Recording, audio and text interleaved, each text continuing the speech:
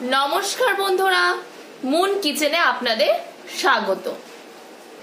আমাদের চ্যানেলে নতুন হয়ে থাকলে চ্যানেলটিকে সাবস্ক্রাইব করে পাশে থাকা বেল আইকনটিকে প্রেস করে নোটিফিকেশন অল করে রাখবেন, যাতে আমাদের তৈরি করা ভিডিও বা পাঠানো ভিডিও সবার প্রথমে আপনার কাছে পৌঁছে যেতে পারে।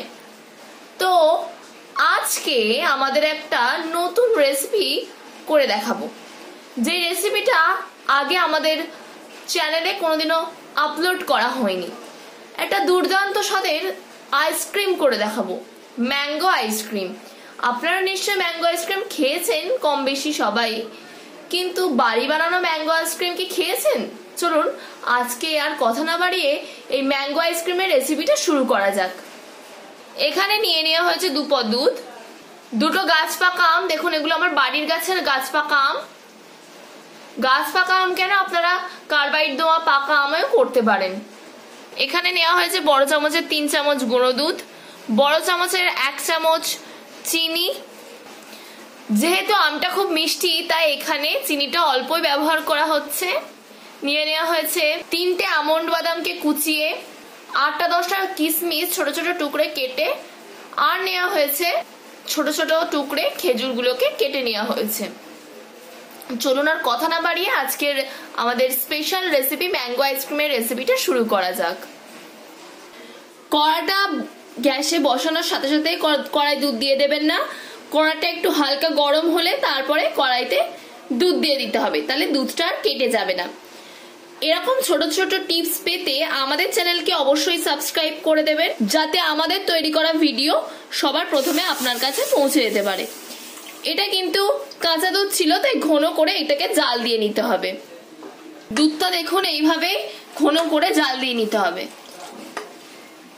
2 পদ দুধকে ফুটিয়ে একেবারে ঘন করে 1 পদ দুধে নিয়ে আসতে হবে, কিন্তু দেশি গরুর দুধ। আপনারা চাইলে প্যাকেট জাতীয় দুধও নিতে পারেন। 2 পদ দুধকে দেখুন ফুটিয়ে ঘন করে গাঢ় করে 1 পদ দুধে প্রায় চলে এসছে, আর একটু জাল দিয়ে নিলে হয়ে যাবে। এখানে দিয়ে দিতে হবে চিনি। আমাদের আম খুব মিষ্টি বলে অল্প চিনি ব্যবহার করছি, আপনারা আপনাদের আমের মিশ্রতা অনুযায়ী চিনি ব্যবহার করতে পারেন। এতে দিয়ে দিতে হবে গুঁড়ো দুধ। এতে দিয়ে দিতে হবে কেটে রাখা উপকরণগুলো দিয়ে একটু ফুটিয়ে নিতে হবে।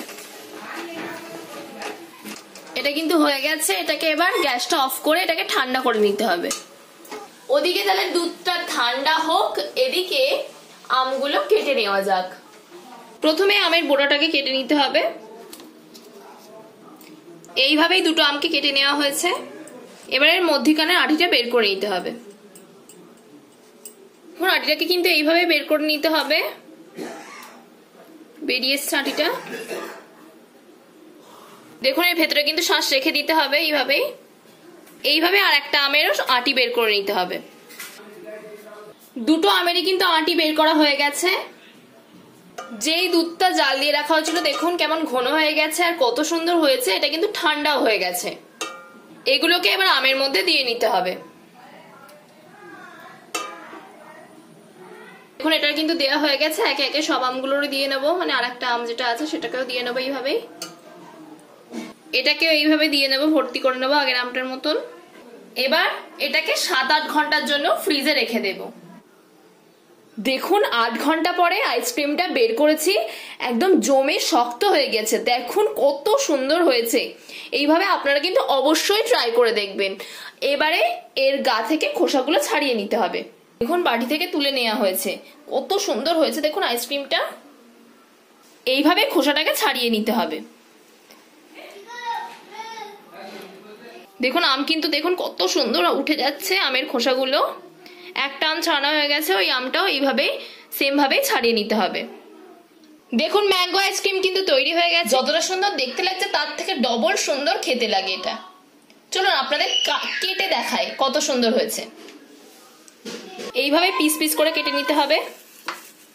শক্ত এত কাটাই যাচ্ছে না। দেখুন এগুলোকে গোল গোল করে কেটে নিয়েছি, আর দেখুন কত সুন্দর হয়েছে। ভেতরগুলো কিন্তু আইসক্রিম, সাদাগুলো, আর বাইরের গুলো হলুদগুলো হলো ম্যাঙ্গো মানে আম। কত সুন্দর লাগছে দেখুন। এগুলো একবার বাড়িতে বানিয়ে খেয়ে দেখবেন, অবশ্যই ভালো লাগবে। এগুলোর কাছে কিন্তু বাইরে কেনা আইসক্রিম হার মেনে যাবে, ভীষণ সুন্দর খেতে হয়। এগুলো কিন্তু গাছ পাকা হিমসাগর আমের, অসাধারণ টেস্ট হয়। ভেতরগুলো দেখুন কত সুন্দর শক্ত, কত সুন্দর লাগছে দেখতে, দেখতেও ভালো লাগছে, খেতেও ভালো লাগবে। বাচ্চাদের দেবেন, দেখবেন একবার দিলে বারবার চাইবে। বাজারের আইসক্রিমের থেকেও অনেক সুন্দর খেতে, কোনো কেমিক্যাল ছাড়াই ঘরোয়া পদ্ধতিতে দেখুন কত সুন্দর আইসক্রিম বানানো হয়েছে। পরবর্তী ভিডিওতে আপনাদের সাথে আবার দেখা হচ্ছে। আর বাড়িতে বানিয়ে দেখবেন কত সুন্দর খেতে হয়, এবং কমেন্ট করে জানাতে ভুলবেন না আপনাদের মতামত।